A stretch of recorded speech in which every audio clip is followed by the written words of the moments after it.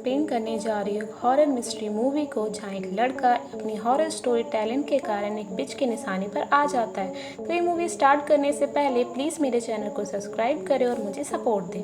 Movie का start एक apartment से होता है, जहाँ एक एलेक्स नाम का लड़का दिखाई देता है। पता चलता है कि वो बहुत अच्छी स्टोरी लिखता है, लेकिन आज रात को वो कुछ परेशान दिखाई देता है। वो अपनी सारी स्टोरी को जलाने की सोच रहा होता है। उसके पेरेंट्स भी उसके बिहेवियर को नहीं समझ पाते हैं और उन्हें शायद लगता है कि हॉरर की तरफ उसका ऑब्सेशन इन सब का कारण है। एलेक्स भी ये बातें सुन लेता है और निराश हो जाता है। हम उसे बैग लेकर बाहर जाते हुए देखते हैं। वो लिफ्ट से जा रहा होता है कि तभी लिफ्ट अचानक रुककर 4th फ्लोर पर रुक जाती है और उसके कोशिश करने पर भी नहीं खुलती है। फिर वो अचानक खुल भी जाती है। फिर हम वहाँ देखते हैं कि उसे कुछ लाइट्स जैसी नज़र आती है और वो लाइट की तरफ अट्रैक्ट होकर एक रूम में जाता है। वहाँ उसे अपनी फेवरेट हॉरर मूवी चलती दिखती है, जिसके साथ एक पंपकिन पाई भी रखा होती है और वो उसे खा लेता है और वो देखते ही देखते बेहोश हो जाता है। फिर उसकी आंख खुलती है तो वो अपने आप को एक रूम में पाता है और जो लॉक्ड होता है। मेरा में बहुत सारे बच्चों के कपड़े दिखाई देते हैं और तभी उसकी नज़र सामने विंडो पर पड़ती है। वो अपने पेरेंट्स को आवाज़ लगाता है, लेकिन उससे बाहर कोई आंसर नहीं मिलता है। वो विंडो से जंप लगाता है, लेकिन अलमारी से होता हुआ वो वापस रूम में आ जाता है। तभी वहाँ लाइट ऑन ऑफ होने लगती है और एक आवाज़ उसका नाम पूछती है। हम यहाँ देखते हैं कि एक काला साया उसके पीछे खड़ा है और वो उसे देखकर डर जाता है। पता चलता है कि ये एक बिच उससे पूछती है कि क्या तुम में कोई खास बात है। एलेक्स को कुछ समझ नहीं आता है। अब वो एलेक्स को अलमीरा में रखे बच्चों के कपड़े दिखाती है। वो कहती है कि इन बच्चों को मैंने कैद किया था, लेकिन इनमें से कोई भी मेरे काम का नहीं था। वो एक बार फिर क्वेश्चन करती है कि क्या तुम्हें कोई टैलेंट। वो डर के मारे एलेक्स से बताता है कि वो बहुत अच्छी हॉरर स्टोरी को लिख सकता है। तो बिच उसकी बुक्स को देखती है। वो तय करती है कि रोज रात को एलेक्स उसे हॉरर स्टोरी सुनाएगा। वो फिर नहीं तो वो उसे मार डालेगी। फिर वो एलेक्स रूम में कैट को देखता है जो गायब हो सकती है। वो उसके पास आता है, बट वो उस पर अटैक कर देती है। फिर एलेक्स को धकेलकर रूम के बाहर कर देती है। वो एक लिविंग रूम में आ जाता है, जहाँ उसे बहुत सारी डॉल दिखाई देती है। वो आगे बढ़ता है, तभी एक लड़की उसके सामने आ जाती है। वो अपना नाम यस्मीन बताती है। वो भी एलेक्स की तरह एक कैदी होती है। वो उसे बताती है कि उस विच का नाम नताशा है और वो कैट जो जासूस है उसका नाम लेनोर है। एलेक्स को पता चलता है कि ये एक जादुई अपार्टमेंट है जो मूव कर सकता है, अलग अलग जगह ट्रैवल कर सकता है, जिससे बच्चों को ललचाकर कैद कर लेता है। नताशा उन बच्चों को किसी ना किसी काम के लिए यूज़ करती है और जो उसके काम का नहीं होता है वो उसे हमेशा के लिए गायब कर देती है। यस्मीन उसे वार्न करती है और कहती है कि तुम्हें अपना दिया हुआ काम जल्द ही पूरा करना होगा। आगे यस्मीन उसे जादुई लाइब्रेरी में ले जाती है और एलेक्स देखता है कि वहाँ हज़ारों स्टोरीज बुक हैं। यस्मीन बताती है कि वो हर रोज रात को नताशा को हॉरर स्टोरी सुनाती है और वो ये सब बुक्स को पढ़ चुकी है। वो एलेक्स को न्यू स्टोरी लिखने को कहती है।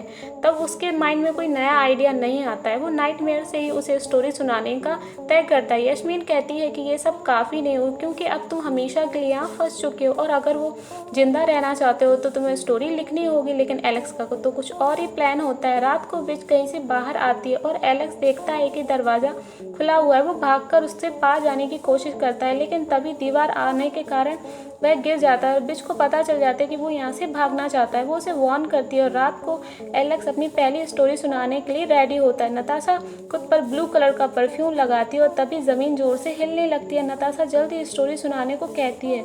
इस स्टोरी का नाम प्लेग्राउंड होता है, जिसमें एक लड़का टेरेस अपनी मरी हुई दोस्त जेनिस को आखिरी गुड बाय कहने आता है। वो ग्राउंड में आता है जहाँ बहुत सारे बच्चों की आत्मा उसे हमेशा के लिए रोकने की कोशिश करती है, लेकिन उसकी दोस्त उसे बचा लेती है और उससे साथ रहने का प्रॉमिस करती है। एलेक्स की स्टोरी खत्म होती है कि ज़मीन फिर से हिलने लगती है और नताशा को बहुत गुस्सा आता है।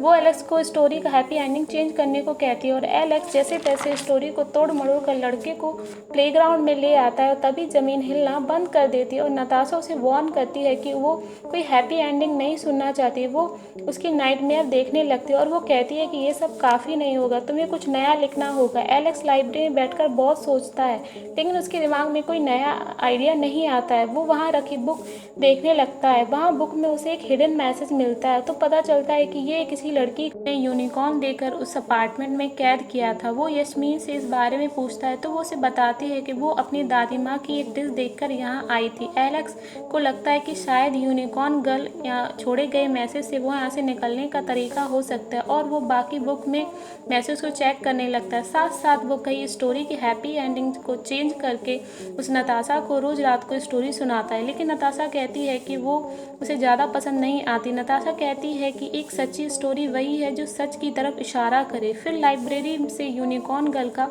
अगला मैसेज मिलता है जिसमें लिखा होता है कि उसे वो चीज़ मिल गई है जिससे वो यहाँ से भाग सकती है। तभी वहाँ यस्मीन आती है। इससे पहले कि एलेक्स उससे कुछ कहे, वो एलेक्स से मैजिक गार्डन को ठीक करने की मदद मांगती है। वो बताती है कि नताशा अपनी जादुई काढ़े यहीं से बनाती है। आज उसे जादुई अंडे को डिस्ट्रॉय करना है जिससे निकलने वाले क्रीचर गार्डन को ख़राब कर देते हैं। यहाँ कुछ गड़बड़ हो जाती है और अंडे अजीब सा स्पाइडर बाहर निकल आता है। एलेक्स किसी तरह बाकी अंडे को डिस्ट्रॉय कर देता है और एक स्पाइडर पकड़ने की कोशिश करता है।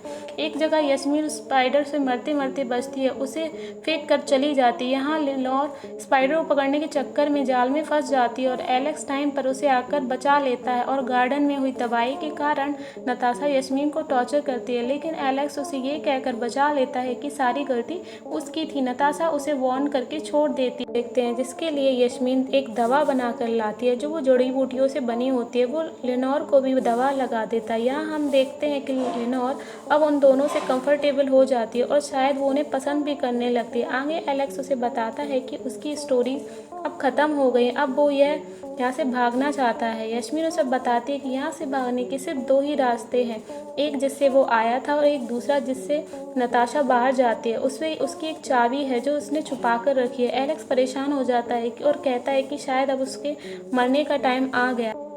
तो गाइस, यहाँ हमारी मूवी का पार्ट फर्स्ट ख़त्म हो जाता है। अगर आप इस मूवी के सेकंड पार्ट को देखना चाहते हैं तो मेरे चैनल को सब्सक्राइब करें, जिससे आप नेक्स्ट पार्ट की नोटिफिकेशन आपको जल्द ही मिल जाएगी।